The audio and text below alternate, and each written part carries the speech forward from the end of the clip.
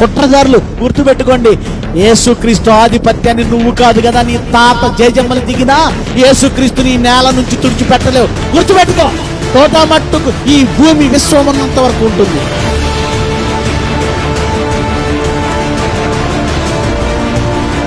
మత గ్రంథం అన్నవాడు ఎవడు మత గ్రంథం అని నిరూపించగలడు? ఇది history, real history.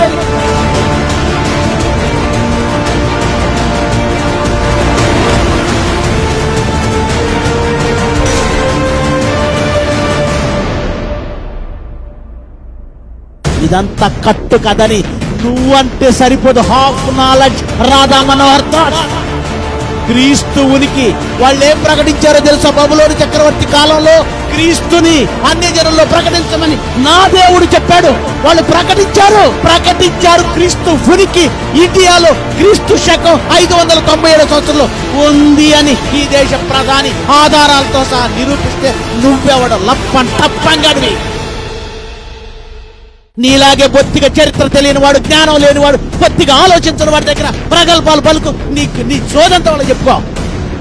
Bible open universes India international సింహాలున్నాయి. సింహాలు